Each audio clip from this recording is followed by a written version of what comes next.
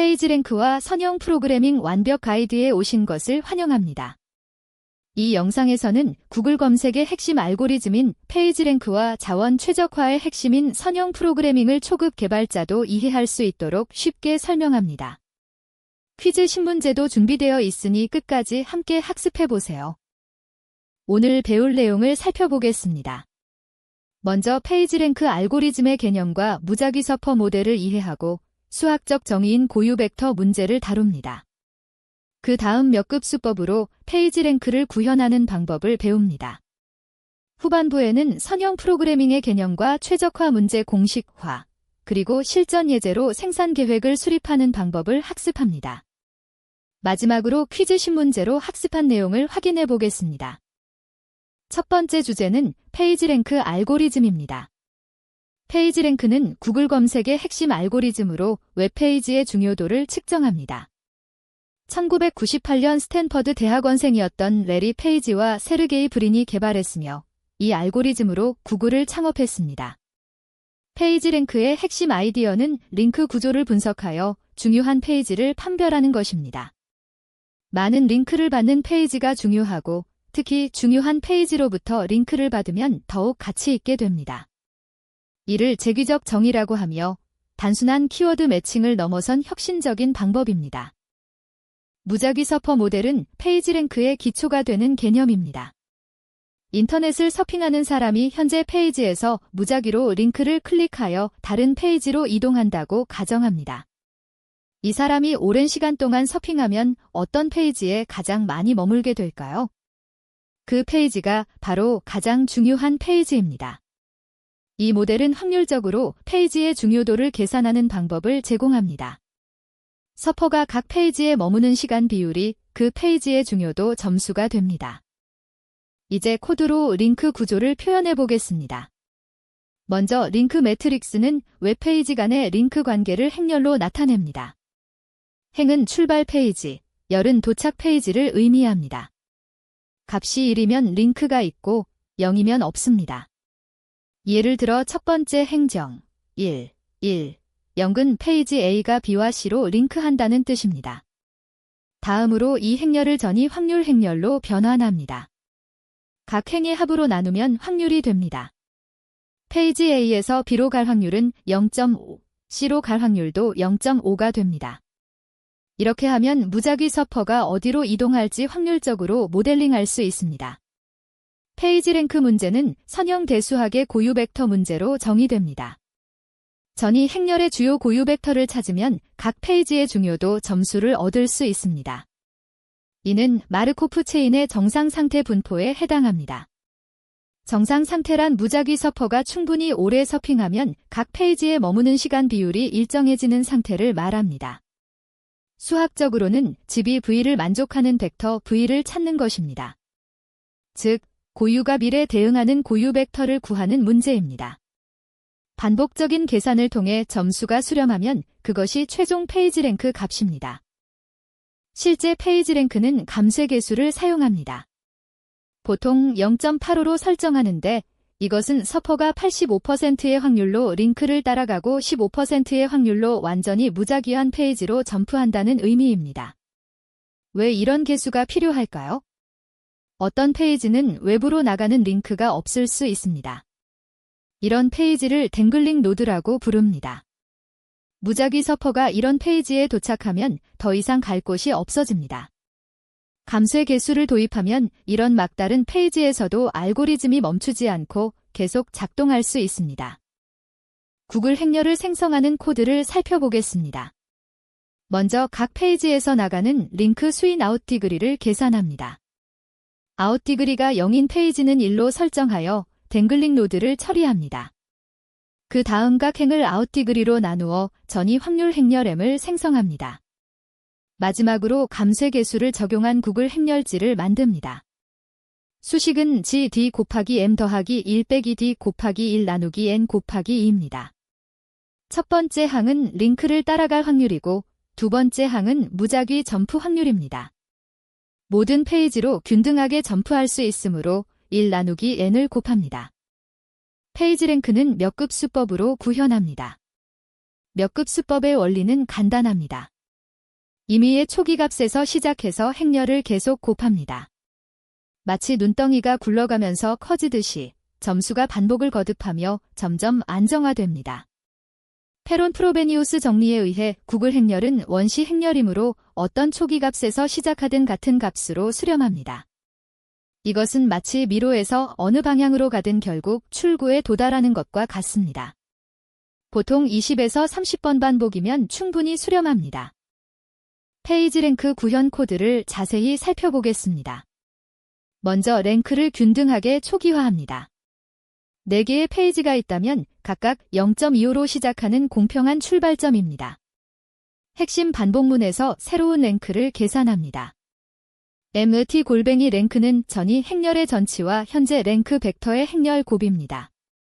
전치를 하는 이유는 나에게 링크를 주는 페이지들의 점수를 합산해야 하기 때문입니다. 수렴 조건은 두 벡터 사이의 거리가 충분히 작아지면 멈추는 것입니다. 톨딜 2-6이면 소수점 6째 자리까지 같아야 합니다. 실행 결과를 보면 각 페이지의 중요도가 다르게 나옵니다. 많은 링크를 받는 페이지일수록 높은 점수를 얻습니다. 이제 선형 프로그래밍을 배워보겠습니다. 선형 프로그래밍은 제한된 조건 속에서 최적의 결과를 찾는 수학적 기법입니다. 마치 예산 내에서 가장 맛있는 식단을 짜는 것과 같습니다. 목적 함수를 최대화하거나 최소화하되 여러 제약 조건을 만족해야 합니다.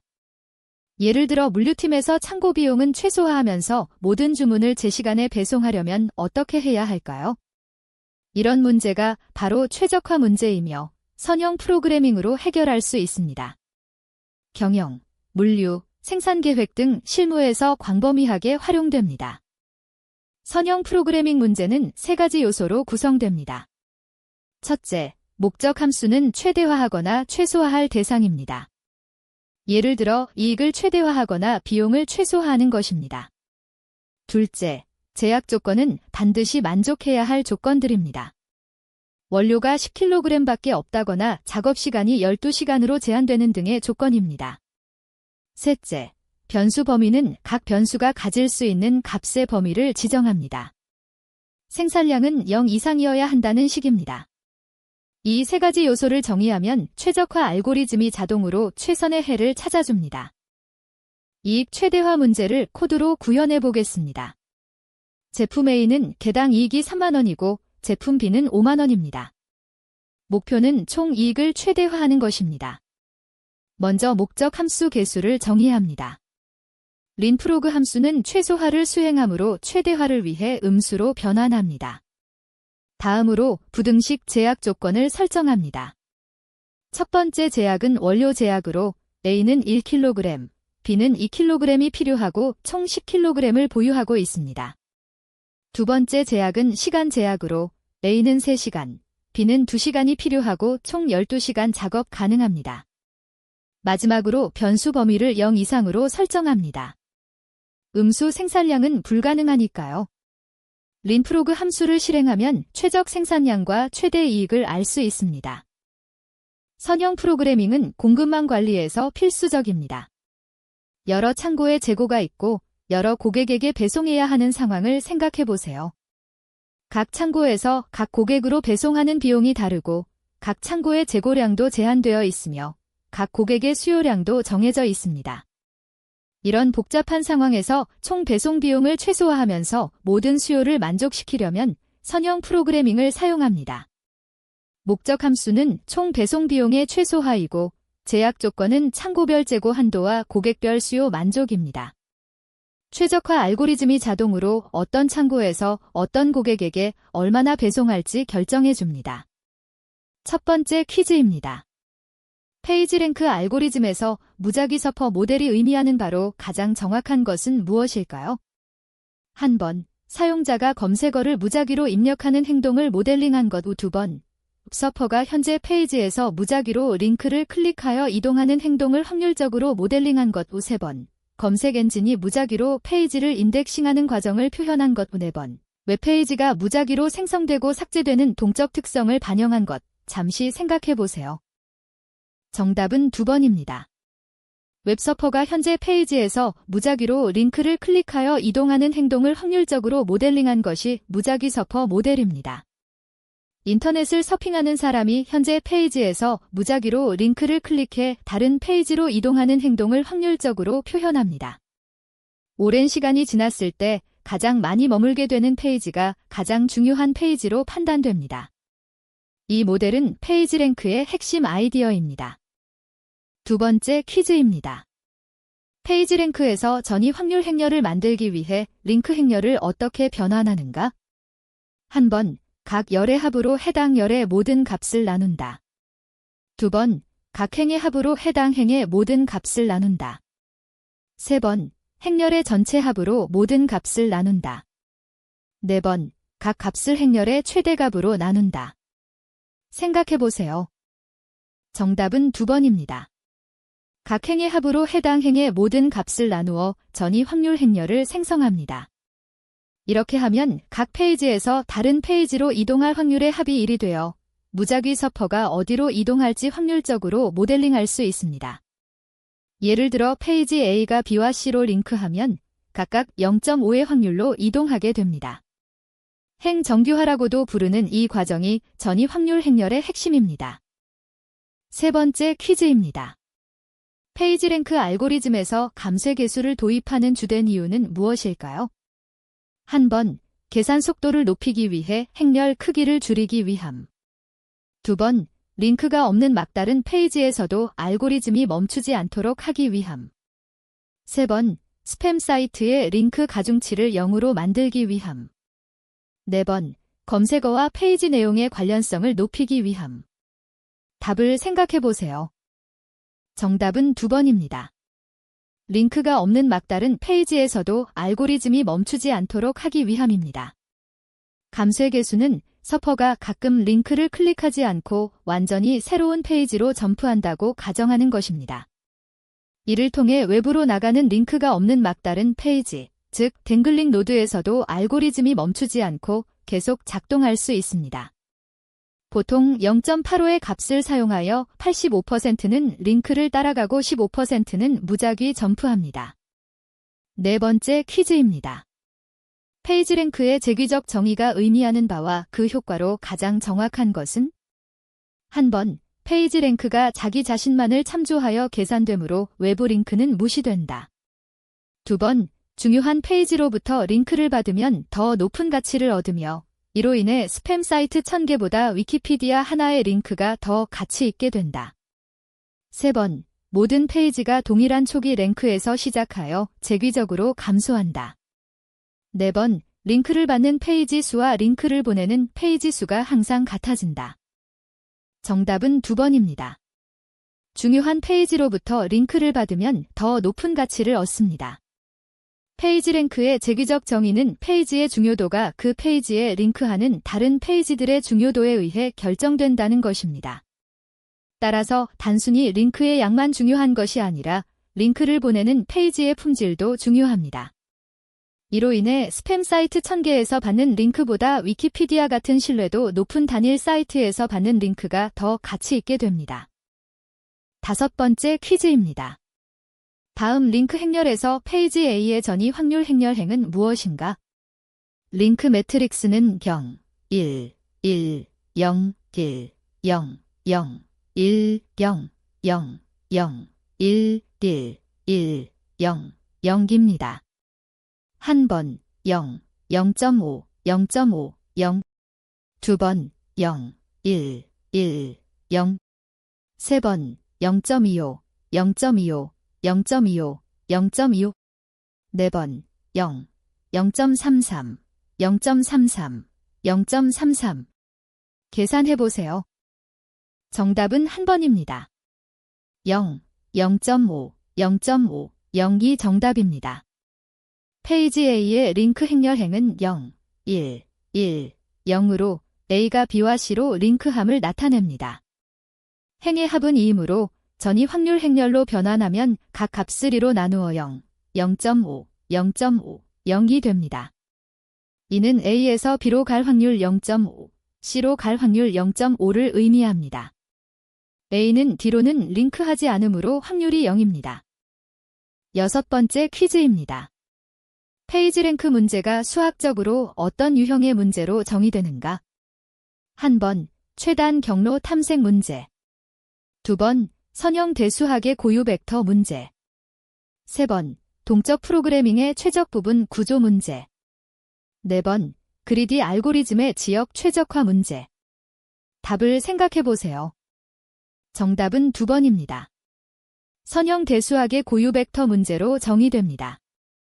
페이지 랭크 문제는 전이 행렬의 주요 고유 벡터를 찾으면 각 페이지의 중요도 점수를 얻을 수 있습니다. 이 고유 벡터는 마르코프 체인의 정상 상태 분포에 해당합니다. 수학적으로는 집이 V를 만족하는 벡터 V, 즉 고유값 1에 대응하는 고유 벡터를 구하는 문제입니다. 이것이 페이지 랭크의 수학적 본질입니다. 7번째 퀴즈입니다.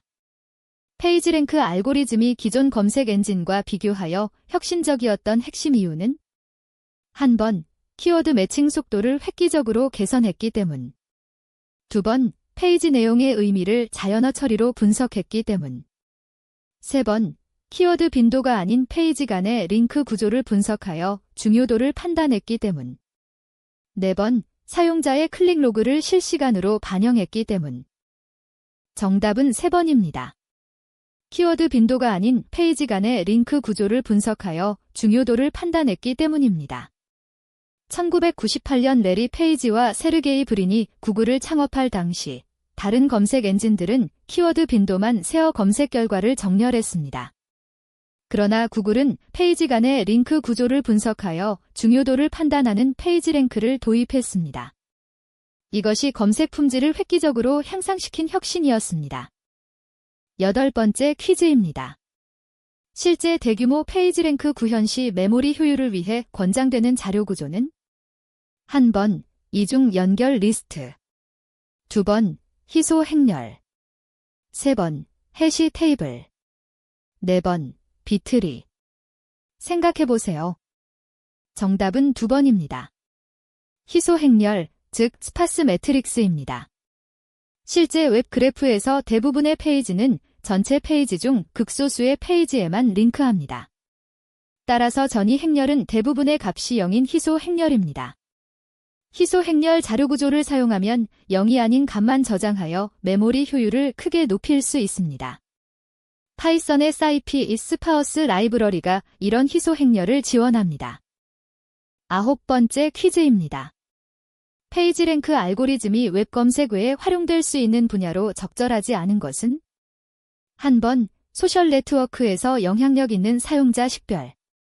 2번, 학술 논문 인용 네트워크에서 중요 논문 판별.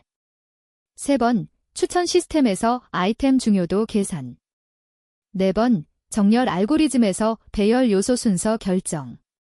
답을 골라보세요. 정답은 4번입니다. 정렬 알고리즘에서 배열 요소 순서 결정은 페이지 랭크와 관련이 없습니다. 페이지 랭크는 방향 그래프에서 노드의 중요도를 측정하는 범용 알고리즘입니다. 소셜 네트워크 분석, 논문 인용 네트워크, 추천 시스템 등 노드 간 연결 관계가 있는 그래프 구조에 적용 가능합니다. 그러나 정렬 알고리즘은 그래프 구조가 아닌 단순 배열을 다루므로 페이지 랭크를 적용할 수 없습니다. 마지막 10번째 퀴즈입니다. 다음 중 페이지 랭크에서 링크를 받는 것과 링크를 보내는 것의 관계에 대한 설명으로 가장 정확한 것은 1번, 많은 링크를 보내는 페이지일수록 높은 페이지 랭크를 갖는다. 2번, 링크를 많이 받되 특히 높은 페이지 랭크를 가진 페이지로부터 링크를 받을수록 중요도가 높아진다. 3번, 링크를 주고받는 양이 같을 때 페이지 랭크가 최대화된다. 4번, 외부로 링크를 보내지 않는 페이지가 가장 높은 페이지 랭크를 갖는다. 정답은 2번입니다. 링크를 많이 받되 특히 높은 페이지 랭크를 가진 페이지로부터 링크를 받을수록 중요도가 높아집니다. 페이지 랭크의 핵심은 많은 링크를 받는 페이지가 중요하고 중요한 페이지로부터 링크를 받으면 더욱 중요해진다는 것입니다. 단순히 링크의 양만 중요한 것이 아니라 링크를 보내는 페이지의 품질, 즉 페이지 랭크도 함께 고려됩니다. 이것이 재기적 정의의 핵심입니다. 페이지랭크와 선형 프로그래밍의 핵심 개념을 모두 학습하셨습니다. 페이지랭크는 웹페이지의 중요도를 측정하는 알고리즘으로 링크 구조 분석과 고유 벡터 문제로 구현됩니다. 선형 프로그래밍은 제한된 조건 속에서 최적의 결과를 찾는 수학적 기법입니다. 이 두 알고리즘은 실무에서 광범위하게 활용됩니다. 학습한 내용을 바탕으로 최적화 알고리즘을 실제 프로젝트에 적용해 보세요. 함께 학습해 주셔서 감사합니다.